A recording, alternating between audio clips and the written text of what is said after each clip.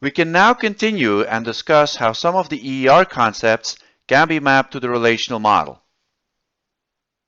In what follows, we will discuss how to map superclass-subclass relationships, shared subclasses, categories, and aggregations.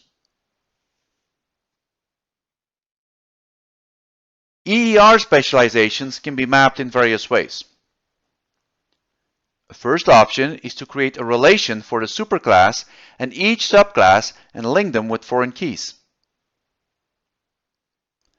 Another alternative is to create a relation for each subclass and none for the superclass.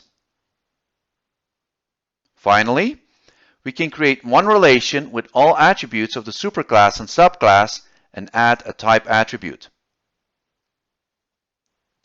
Let's explore this into more detail with some examples. Here we have a specialization of artist into singer and actor. The specialization is partial since not all artists are either a singer or an actor. It also has overlap since some singers can also be actors. An artist has an artist number and an artist name. A singer has a music style. According to our first option, we create three relations, one for the superclass and two for the subclasses. We add a foreign key artist number to each subclass relation, which refers to the superclass relation.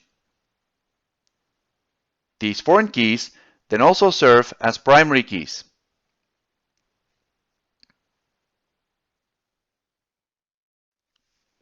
Here you can see the specialization illustrated with some example tuples. This solution works well in case the specialization is partial. Not all artists are included in the subclass relations. For example, Claude Monet is only included in the superclass relation and not referred in any of the subclass relations. In case the specialization would have been total instead of partial, then we could not have enforced it with this solution. The overlap characteristic is also nicely modeled. You can see that Madonna is referenced both in the singer and actor relations. In case the specialization would have been disjoint instead of overlap, then again we could not have enforced it with this solution.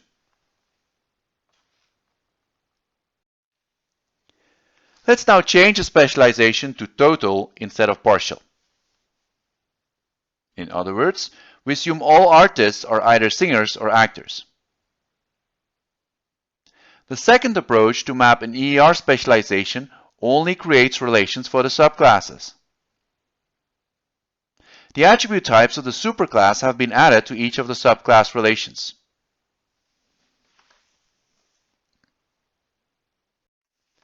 Here you can see some example tuples. Obviously, this solution only works for a total specialization. The overlap characteristic can also be nicely supported. You can see that Madonna is included in both relations. Note, however, that this creates redundancy. If we would also store her biography, picture, etc., then this information needs to be added to both relations, which is not that efficient from a storage perspective. Note that this approach cannot enforce a specialization to be disjoint, since the tuples in both relations can overlap.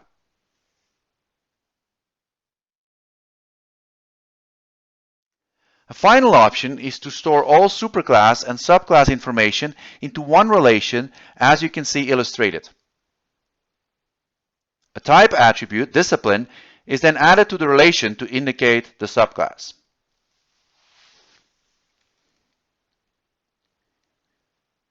Here you can see some example tuples. The values that can be assigned to the type attribute discipline depend upon the characteristics of the specialization. As such, all specialization options are supported. Note, however, that this approach can generate a lot of null values for the subclass-specific attribute types. In a specialization lattice, a subclass can have more than one superclass, as you can see illustrated in this example. PhD student is both an employee as well as a student. This can be implemented in the relational model by defining three relations: employee, student, and PhD student. The primary key of the latter is a combination of two foreign keys referring to employee and student respectively. This solution does not allow to model a total specialization, since we cannot enforce that all employee and student tuples are referenced in the PhD student relation.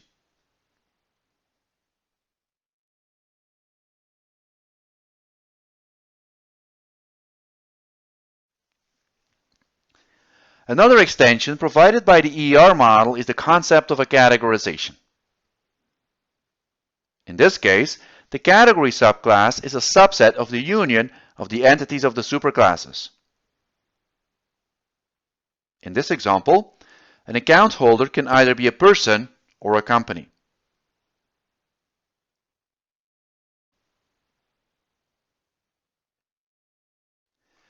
This can be implemented in the relational model by creating a new relation that corresponds to the category and adding the corresponding attributes to it. We then define a new primary key attribute, also called a surrogate key, for the relation that corresponds to the category. This surrogate key is then added as a foreign key to each relation corresponding to a superclass of the category. In case the superclasses happen to share the same key attribute type, then this one can be used and there is no need to define a surrogate key. This is illustrated here. We have defined customer number as a surrogate key for the account holder relation. This key has then also been added as a foreign key to the person and company relations. This foreign key is declared as not null for a total categorization and null allowed for a partial categorization. In our case, the categorization is partial, since Wilfried and Microsoft are no account holders, hence the null values. Note that this solution is not perfect. We cannot guarantee that the tuples of the category relation are a subset of the union of the tuples of the superclasses. As an example, customer number 12 in the account holder relation does not appear in either the person or company relation.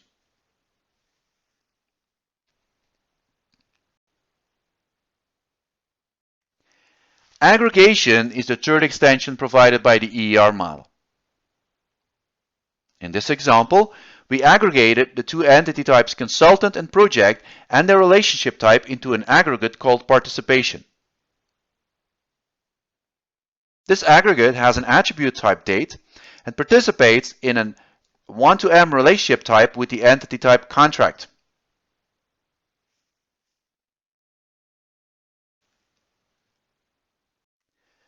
This can be implemented in the relational model by creating four relations: consultant, project, participation, and contract. The participation relation models the aggregation.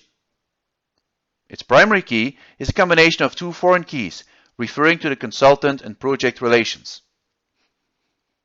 It includes a not null foreign key to the contract relation to model the relationship. It also includes the attribute type date. We hereby conclude the discussion on mapping ER and ER models to relational models.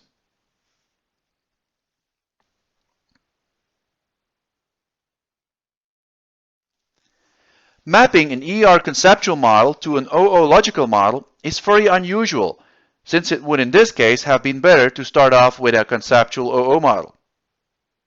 Remember, the OO model works with classes and objects. An object is an instance or occurrence of a class. Each class has both attributes and methods. Association types represent relationships between classes. Inheritance and aggregation relationships between classes can be directly modeled. As such, the OO model offers richer semantics than the ER model, and it will thus become possible to further perfection or conceptual ER model.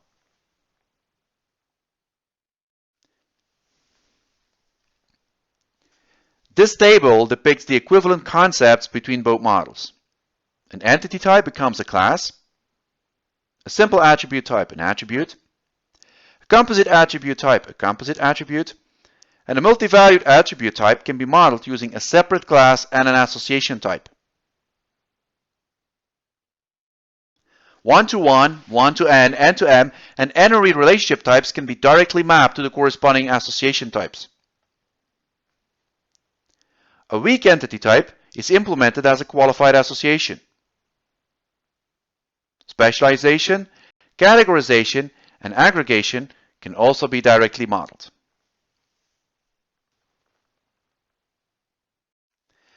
In the OO logical model, methods can be added to the classes for further semantic refinement. A method has a method name, input and output arguments, together with an implementation or body. This should all be carefully defined together with the business user during the logical database design step. As an example, consider a method addEmployee, which allows to add employee objects to the employee class. The input arguments consist of all the employee data, such as social security number, name, address, date of birth, etc. The output argument is void, since this method does not return anything. Another example could be a method number of employees, which lists the number of employees for a specific department. The input argument is the department number, and the output argument is the number of employees working in it.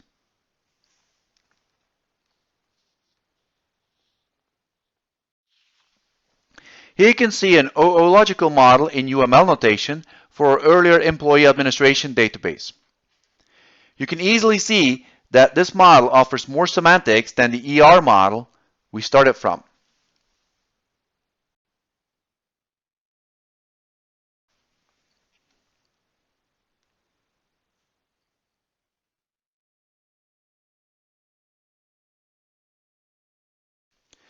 Mapping an OO conceptual model to a CODASYL model is about the worst mapping in terms of loss of semantics, since we start from the richest conceptual model and implement it as the poorest logical model. Mappings like this could take place because of legacy environments, which unfortunately many companies still struggle with nowadays. This table depicts the equivalent concepts. Classes and attributes become record types and attributes. Component attributes need to be decomposed in data items. Multi-valued attributes can be implemented as vectors, in case of a multi-valued atomic attribute, or repeated groups in case of a multi-valued composite attribute. One-to-one, one-to-n, n-to-m, and n-ary association types will be mapped as set types and dummy records. The latter are needed as workarounds to deal with the structural limitations of the CODASYL model. Qualified associations implementing weak entity types will be modeled as set types, again, possibly involving a loss of semantics. Also, specialization, categorization, and aggregation will be mimicked using set types and dummy records. Finally, methods will get lost as CODASYL provides no support for this. It is clear that a lot of semantics is lost during this translation. Hence, it is important that this is documented and followed up with application code.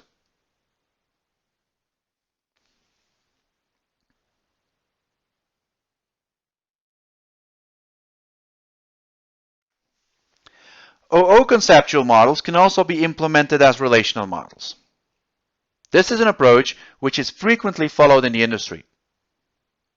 Two approaches can be adopted here: a pure relational approach or an object relational approach.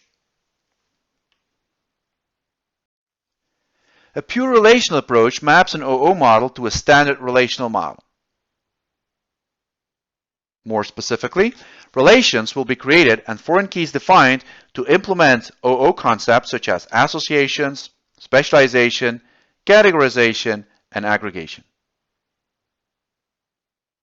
Obviously, this will involve a lot of semantics, which should be followed up. Also note that methods cannot be accommodated in the pure relational model. Object relational mapping frameworks and tools have been developed to automate this process. Amongst the most popular, we have Hibernate, Eclipse Link, and TopLink.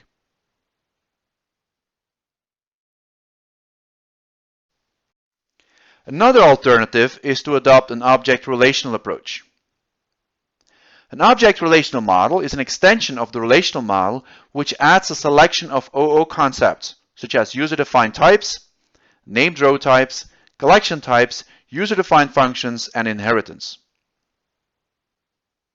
This table illustrates the mapping between both sets of modeling concepts.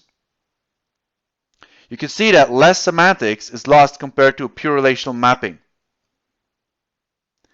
Popular object relational databases are DB2 and Informix, both from IBM, and SQL Server from Microsoft.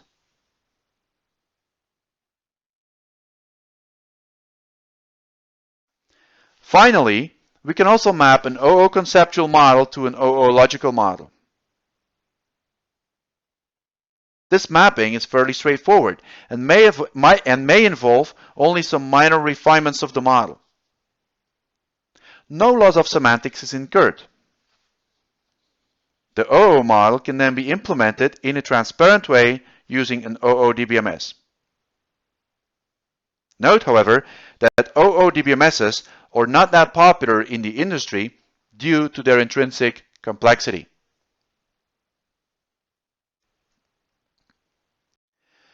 We can now conclude our discussion of mapping a conceptual data model to a logical data model. Here you can see the various options we discussed once more summarized.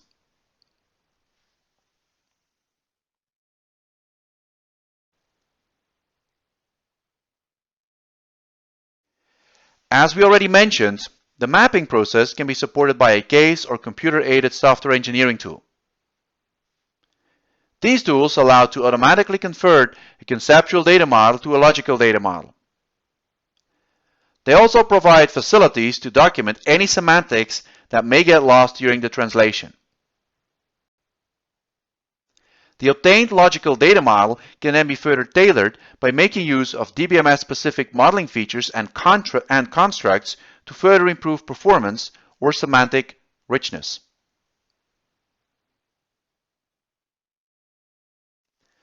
Once the logical database design step has ended, we can continue with the physical database design. The goal of this step is to choose specific storage structures and access paths for the physical database files to achieve good performance for the various database applications.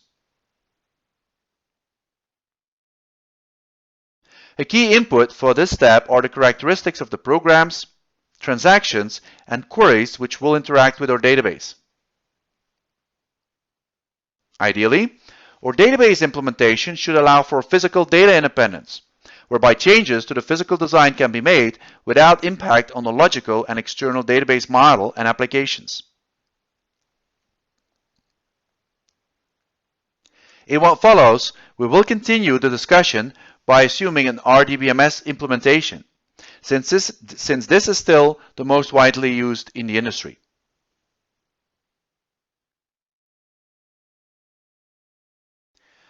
Three key performance criteria are typically considered to guide the physical database design.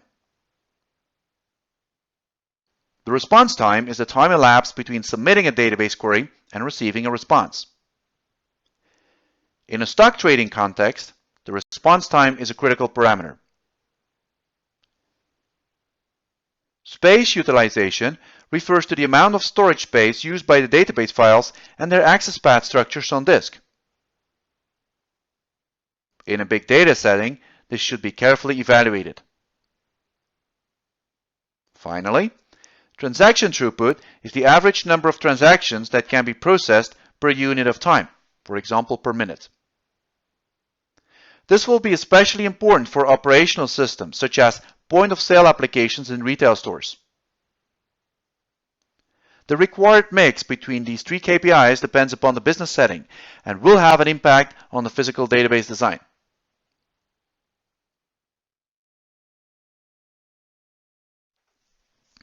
Another crucial piece of information are the characteristics of the tables and queries accessing them.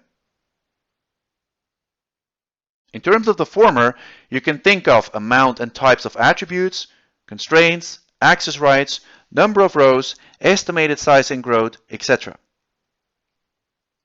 Queries should be characterized in terms of the files that will be accessed by the query, attributes on which any selection conditions are specified, attributes on which any join conditions are specified, attributes whose values will be retrieved, frequency of execution, time constraints, amount of select, update, insert, delete queries, characteristics of select, update, insert, delete queries, attributes affected, etc.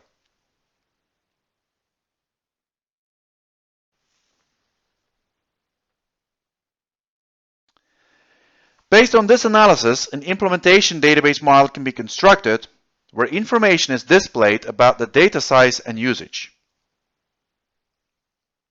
Here, you can see an example of this whereby the rectangles represent the relations. You can see that we expect to have 250 employees, 5 departments, 10 projects, and 500 works on tuples. Based upon the attributes, it is estimated that an employee tuple consumes 110 bytes of storage, a department tuple 56 bytes of storage, etc. The anticipated access paths have been displayed.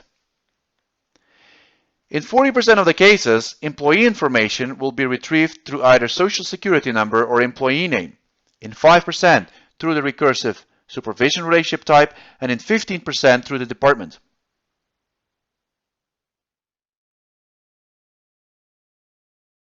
The average cardinalities have also been added. A department has on average between 1 and 50 employees. Based upon this implementation database model, we can estimate the storage space needed and decide upon which indexes should be defined.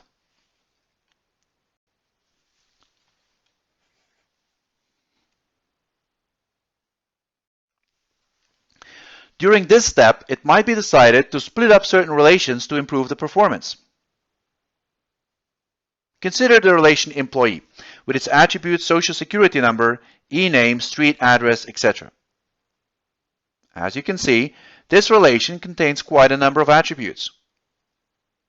If it turns out that most applications and/or queries only retrieve the social security number and name of an employee, then it might be considered to split this relation up into two different relations, employee 1 with only the social security number and e-name, and employee 2 with the social security number and a primary and foreign key, with the social security number as a primary and foreign key together with all other employee information. The first relation can then be used to serve the bulk of the application standard queries. In case all employee information needs to be retrieved, then both relations will have to be joined.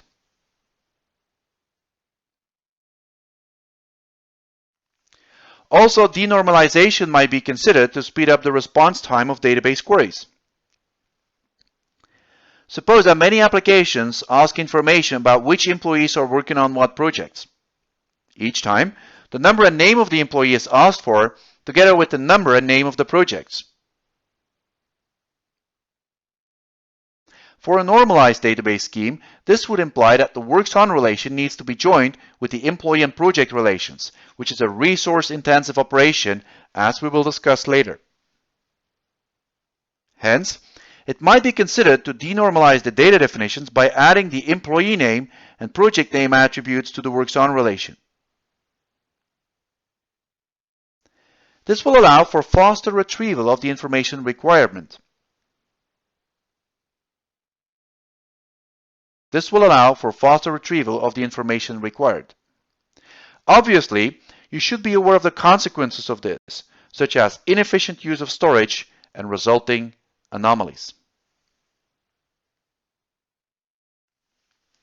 In a distributed environment, it needs to be decided which data will be stored where and on what storage medium. More specifically, tables need to be assigned to table spaces, which are in turn assigned to physical files stored on network resources. Related tuples can be physically clustered on adjacent disk blocks to improve the response times. Various types of indexing can also be added. Remember, an index represents a fast access path to the physical data. In an RDBMS environment, unique indexes will be automatically defined for the primary keys. Optional indexes can be defined for foreign keys or non-key columns that are often used as query selection criteria. Finally, clustered indexes can be created where the index order matches the physical order on disk.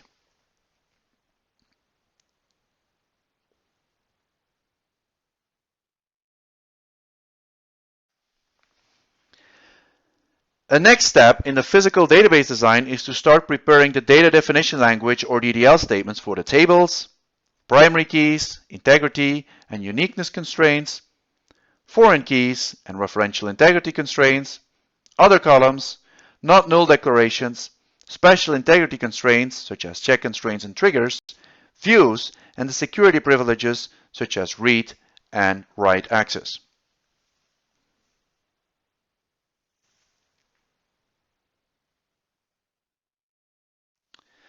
The resulting DDL statements will then be compiled by the DDL compiler such that the data definitions can be stored in the catalog of the RDBMS. The outcome of this will be a database scheme and a collection of empty database files. The latter can then be loaded or populated with data.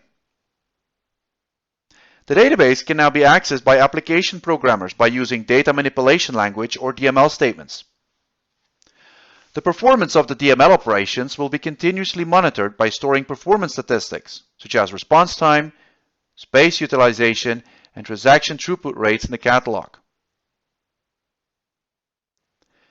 This will allow to carefully fine-tune the performance of the database by optimizing the indices, physical database design, or even the queries themselves. We hereby conclude this chapter. We started by reviewing the database design process. Then, we zoomed into the conceptual database design step. This was followed by a discussion on logical database design, whereby we covered various steps to map an ER model to a CODASYL model, an ER model to a relational model, an ER model to an OO model, an OO model to a CODASYL model, an OO model to a relational model, and finally, an OO model to an OO model. We concluded the chapter by giving some guidelines about physical database design.